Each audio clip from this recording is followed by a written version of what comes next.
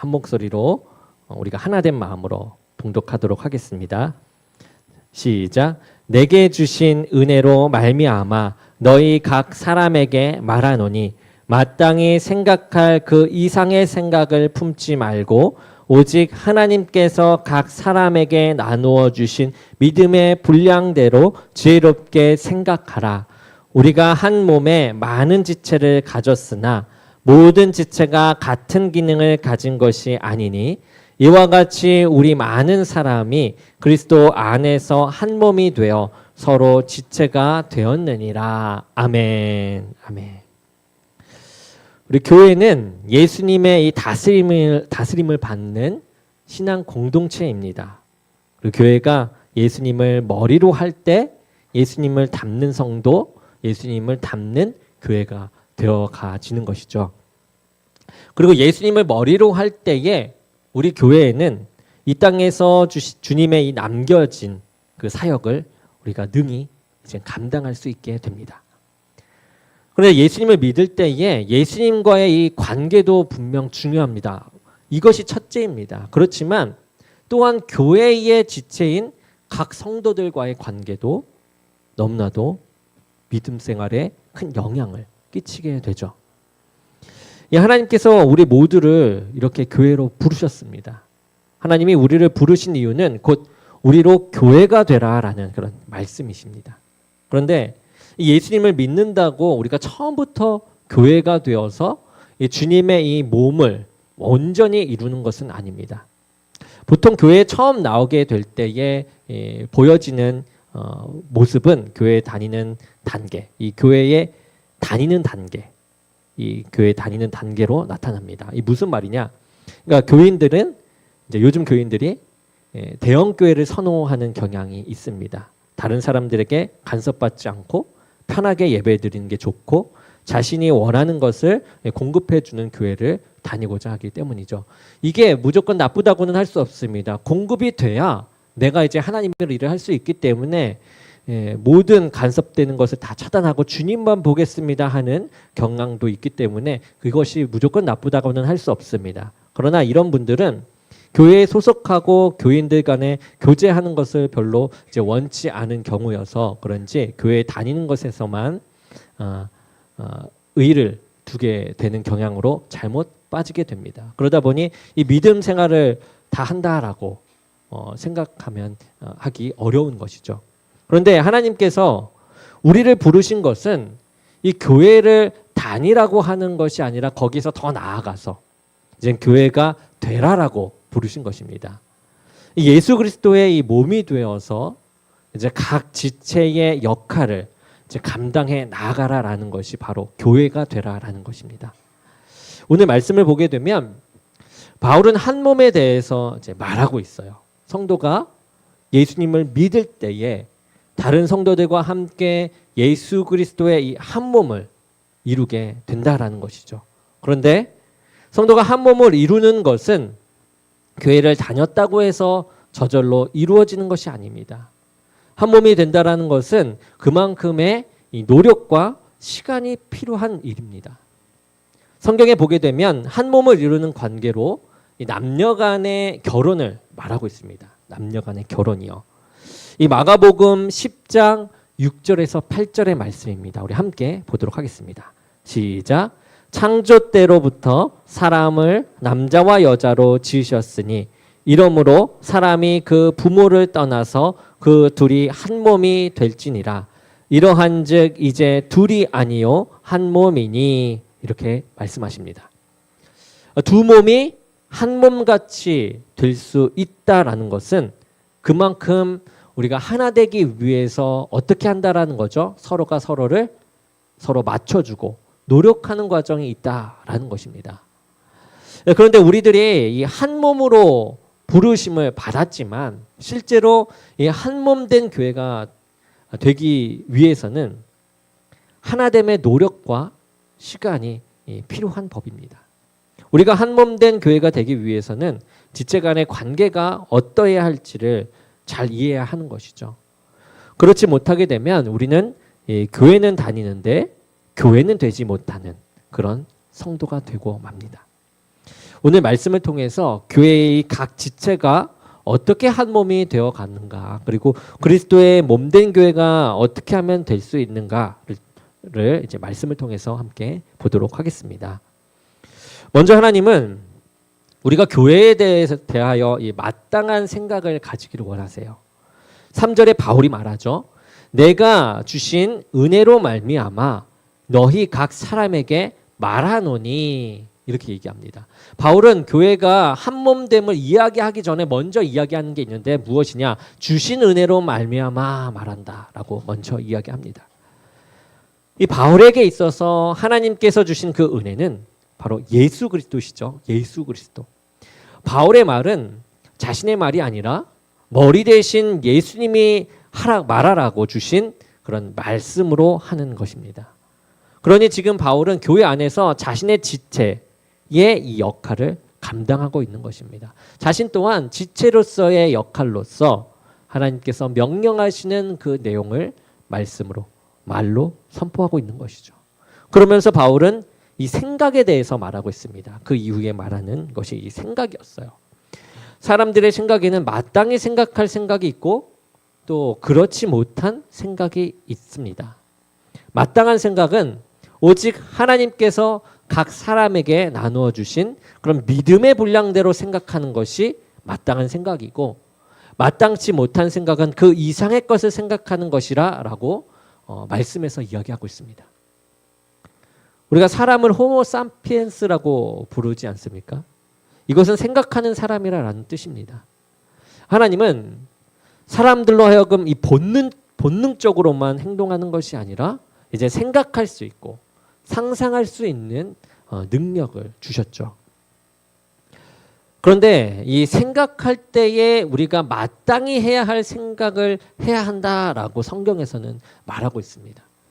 마땅한 생각은 오직 하나님께서 각 사람에게 나누어 주신 그 믿음의 분량, 그 믿음의 분량대로 지혜롭게 생각하는 것입니다.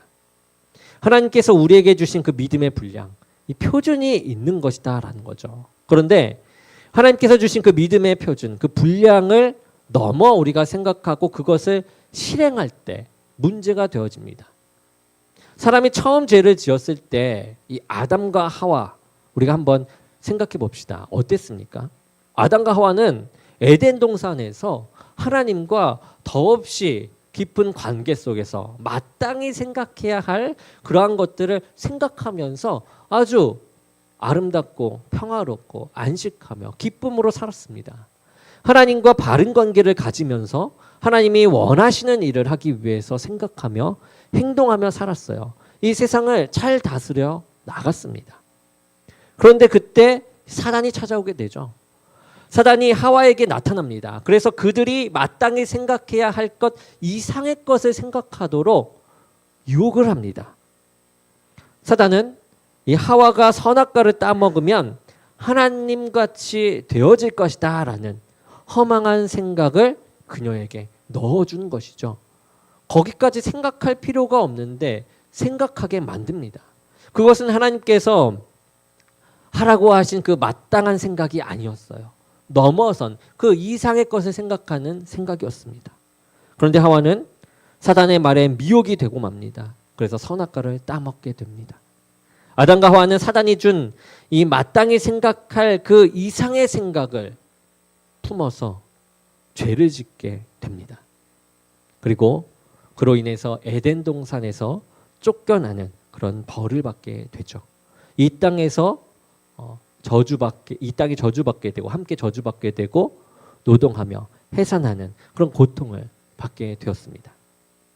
오늘날 많은 사람들이 하나님께서 사람들에게 이 마땅히 생각하라고 하는 것 이상의 생각을 품고 살다가 큰 죄를 짓게 됩니다. 욕심을 품어서 도둑질과 약탈을 하거나 미움을 품어서 사람을 해하기도 하고 쾌락을 품어서 음란한 일을 하기도 합니다. 성도는 이 하나님이 각자에게 주신 그 믿음의 분량대로 생각하는 사람인 것이죠. 어떻게 하면 하나님의 이 말씀대로 살아갈지를 생각하면서 이것을 행하도록 힘쓰는 것이 바로 이 성도입니다. 그리고 그렇게 힘쓸 때에 가장 평안하고 가장 안전한 그 울타리 안에서 기쁨으로 살아갈 수 있는 것입니다.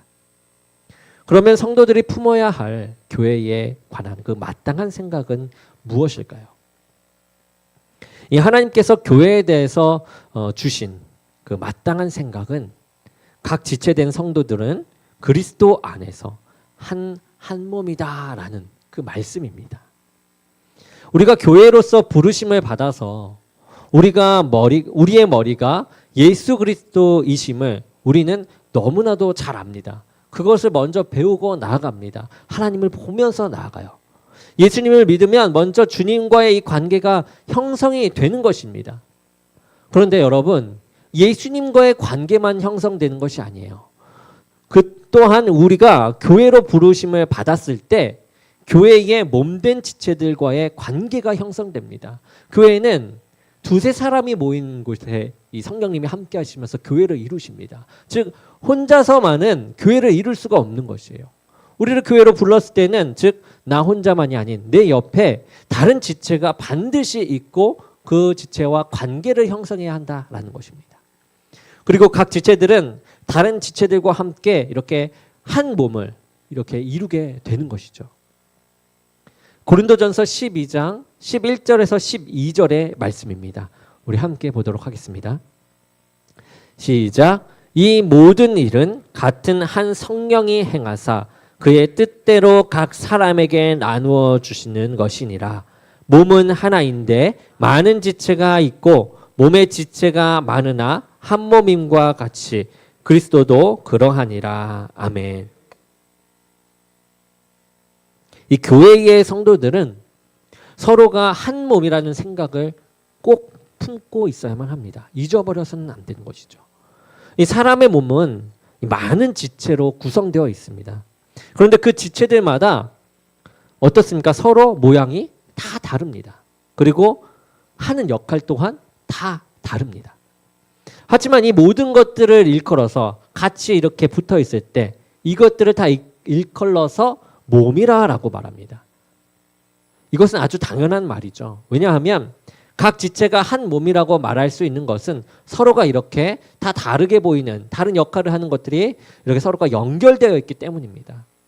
몸의 각 지체의 모양과 기능은 다르지만 이것들이 개별적으로 독립된 것이 아니라 이렇게 서로 연결되어서 서로 영향력을 주고받기 때문에 하나가 되는 것이죠.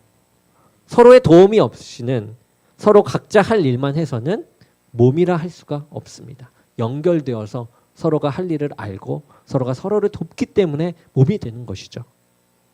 교회도 마찬가지라는 것입니다. 5절에 보게 되면 이와 같이 우리 많은 사람이 그리스도 안에서 한 몸이 되어 서로 지체가 되었느니라 라고 말씀합니다. 이 예수 그리스도를 머리로 해서 모든 지체가 서로 연결이 되어야 교회가 하나 되는 것이죠. 각 성도는 각자 독립적으로 존재하는 것이 아닙니다. 다른 성도들로 인하여 함께 존재하는 것이 바로 교회, 이 성도가 되는 것입니다. 아마 우리의 육신의 이 몸 중에서 외적으로 가장 수고를 많이 하는 것이 아마 손과 발이 아닐까 생각해 봅니다. 이 손과 발이 어느 날 이 다른 지체를 보니까 자신들만 너무 고생하는 것처럼 보이는 것이에요. 그래서 특별히 누가 그렇게 고생 안 하고 편해 보이냐 보니까 입이 좀 그런 것 같아요. 아주 놀고 먹는 것 같습니다. 입은 손과 발이 고생해서 마련한 음식을 아무 수고 없이 이렇게 갖다 떠주면서 이렇게 먹지 않습니까? 그리고 마시지 않습니까?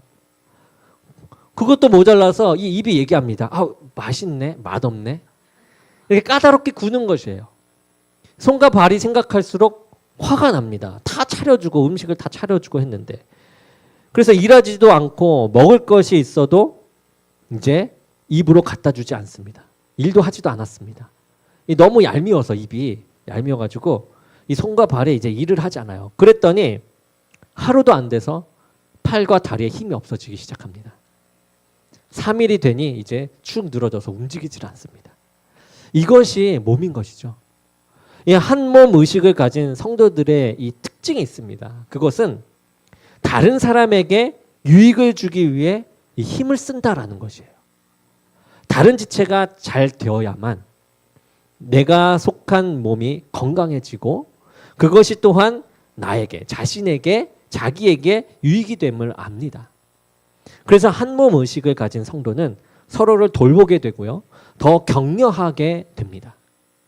우리가 육신의 몸이 하나임을 느끼는 것은 몸의 한 부분이 아플 때이죠.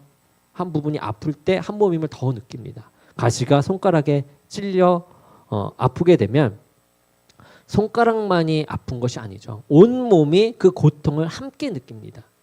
온 몸이 불편하게 돼요. 그리고 우리의 몸은 한 지체가 아플 때에 이것이 다시 잘 회복될 수 있도록 서로 협력하고 또 격려합니다. 손가락이 다쳤으면 왜 다쳤냐고 책망하는 것이 아닙니다. 도리어 상처가 잘 아물도록 다른 지체가 대신해서 일을 해주면서 돌봐줍니다. 손이 물이 닿지 않도록 다른 손이 대신 설거지를 하기도 하고요. 그 손가락이 빨리 회복될 수 있도록 다른 지체들이 뜁니다. 돌봐줍니다. 이 신약 시대에 처음 세워진 이 예루살렘 이 교회의 특징이 있었습니다. 그것은 서로의 필요를 채우기에 힘썼다라는 것인데요. 그 말씀이 사도행전에 있습니다. 사도행전 2장 44절에서 45절의 말씀입니다. 우리 함께 보도록 하겠습니다. 시작. 믿는 사람이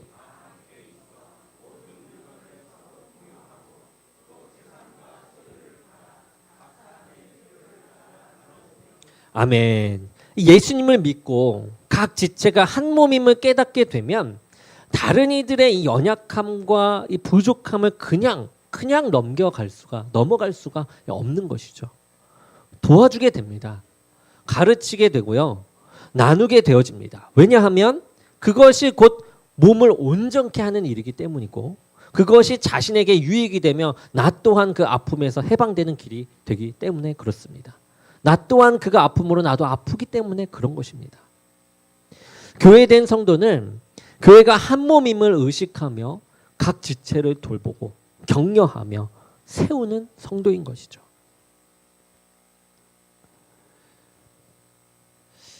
이번에 김현희 집사님 시아버지 되시는 주창옥 성도님의 장례를 했습니다. 이 주창옥 성도님은 저에게 있어서 조금은 특별하신 분인 것이 제가 담임 목사를 하고 나서 처음으로 영접 기도를 하신 분이세요. 저와 함께. 그리고 영접 기도를 하고 병원에 가시기 전에 함께 기도도 했던 분이십니다. 그렇게 교회 등록하시고 얼마 되지 않아 돌아가신 것이죠. 그러한 장례 가운데 우리가 함께 지체된 자로서 그곳에 찾아갔습니다. 그리고 함께 예배를 드렸습니다. 참으로 안타까웠습니다. 저에게 있어서 영접한 첫 영혼이었고 함께 사역하고 그 치유의 역사가 있기를 이제 원했지만 하나님께서는 하나님의 뜻이 있으셔서 천국으로 데려가셨습니다. 너무나도 마음이 아팠고 함께하고 싶었던 마음이 컸었습니다. 그러나 한편으로는 주님을 영접함으로 인해서 우리가 이제 한 지체가 되고 한 공동체가 되었다라는 것입니다.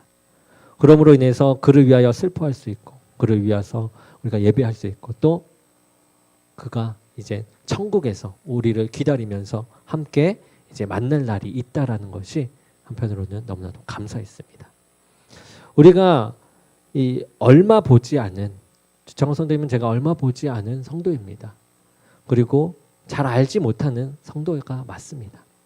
그럼에도 하나님께서는 교회로서 한 몸이 되게 하셨고 우리가 함께 장례를 치르며 예배를 드리게 하셨습니다. 이것이 교회의 모습인 것 같습니다. 그 가족들을 위로하고 격려하고 서로 감싸주고 우리가 믿음으로 더 견고히 설 수 있도록 우리가 힘써 기도하는 그 교회, 그것이 진짜 교회인 것 같습니다.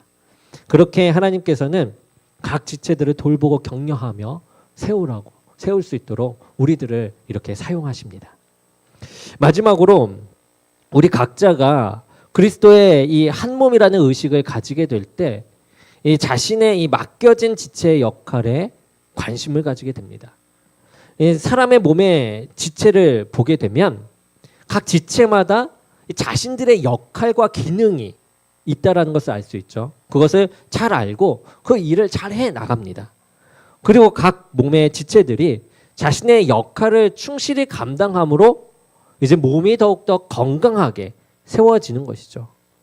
만약에 우리의 몸의 한 지체가 자신이 어떠한 일을 해야 할지를 모르고 멈춰 있다거나 아니면 오히려 엉뚱한 일을 한다거나 아니면 다른 지체의 일이 더 좋아 보여서 그 지체의 일을 한다면 그 몸은 큰 위험에 빠질 것입니다. 팔이 발휘하는 게 너무 부러워서 발처럼 걸어 다닌다면 우리는 물구나무 서면서 다녀야 될 거죠. 그러니까 이제 큰 일이 벌어지는 겁니다. 혈류가 또 거꾸로 돌면서 이제 온전한 삶이 아니게 되는 것이죠. 그리고 만약 지금 내 심장이 내가 무슨 일을 해야 될지 모르겠어. 무슨 일을 해야 하는 거지? 라고 한다면 그렇게 멈춰버리게 되는 일이 벌어지게 됩니다. 이와 같이 성도도 자신이 예수 그리스도의 몸을 이루는 지체임을 깨닫는다면 자신이 어떤 역할과 이 기능을 해야 할지를 알고 각 역할들을 감당해야 한다라는 것이죠. 각 분량에 따라 하나님이 주시는 그런 역할들이 있다라는 겁니다. 각각 다릅니다. 누가 높고 누가 낮고 이런 것이 없습니다. 6절에 보면 하나님은 각 지체들에게 은혜대로 은사를 주셨다라고 했습니다. 이 은사는 하나님께서 은사로 주신 것이고 각각 다 다르다라고 말씀하시죠. 모든 은사는 내가 자격이 있어서가 아니라 이 하나님의 은혜로 주신 것입니다. 내가 뭔가 큰 무언가 있어서 이러한 은사를 펼칠 수 있는 것이 아니라는 거예요. 뭔가 선한 일을 해서 뭔가 많이 공부를 해서 그렇다는 게 아니라는 거죠. 모든 은사는 내가 자격이 있어서가 아닙니다. 하나님의 은혜로 주신 것입니다. 그러니까 자신에게 주어진 은사를 가지고 우리가 우월하다거나 자신을 높인다거나 반대로 열등하다거나 위축되지 말아야만 합니다. 각 성도들에게 주시는 이 하나님의 은사는 다 교회에 필요하기 때문에 은혜로 주신 것입니다. 오늘 말씀에 몇 가지 은사들이 나오게 되죠. 곧 지체들의 역할들이 나와 있습니다. 뭐 예언의 은사, 섬기는 은사, 가르치는 은사, 위로하는 은사, 구제하는 은사, 다스리는 은사, 긍휼을 베푸는 은사 등등 교회에 이러한 은사들이 다 각자마다 퍼져 있습니다. 여러분은 어떠한 은사를 가지고 이 지체 역할을 감당하고 있으십니까? 하나님께서 어떠한 은사를 주셨습니까? 우리가 가진 은사는 이렇게 재능으로도 나타납니다. 그리고 무엇인가 하고 싶어하는 그런 관심을 통해서도 나타나기도 합니다. 그렇게 하나님께서 주어주시는 거죠. 찬양의 은사가 있으신 분은 찬양으로 지체의 역할을 감당합니다. 큰 은혜를 끼치면서 감당하는 거죠. 어떤 분은 쓰레기가 눈에 잘 들어오는 분들이 있어요. 다른 사람들보다. 그래서 그분은 교회를 깨끗하게 가꾸는 은사가 있으십니다. 우리 교회에도 많은 지체들이 주님 주신 은사로 한 몸으로서의 역할을 감당하고 있죠. 식사를 준비하거나 그리고 길거리에 이웃들을 도와주시는 분들도 계실 것입니다. 육신이 아프거나 이 낙심 중에 있는 분들을 위로하시고 격려하는 지체들도 있습니다. 병든 자들을 돌보는 지체들도 있을 것이고요. 사람들의 필요를 잘 보고 이것을 채워주는 분들도 계십니다.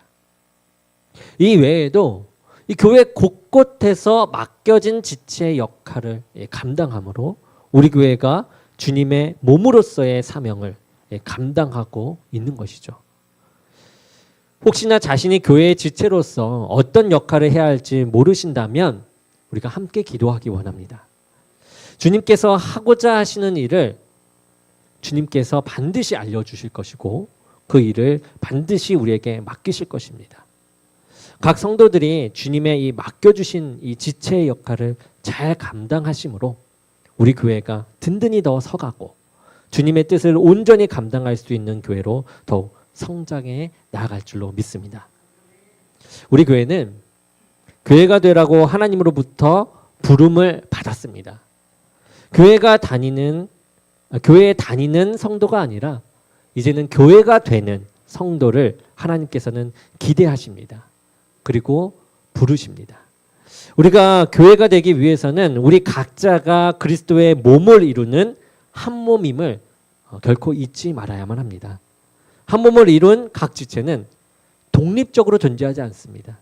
각 지체는 다른 지체에게 유익이 되기 위해서 힘써야 하는 그런 존재인 것이죠.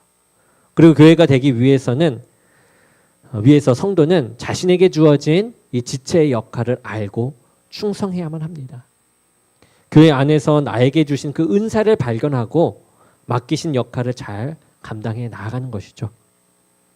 예수님은 이 시대에 우리의 이 몸이 이 땅에 건강하게 세워져서 주님의 일을 감당하기를 원하십니다. 우리 교회가 우리 교회 주님께서 맡겨주신 그 사역을 잘 감당함으로 주님의 영광을 드러내기 원합니다. 또 주님께 칭찬받는 교회로 늘 성장해 나갈 수 있기를 원합니다. 그러한 교회로서, 그러한 성도로서, 그러한 하나님의 자녀로서 나아가는 저와 여러분이 되기를 주님의 이름으로 간절히 축원합니다. 우리 찬양하겠습니다.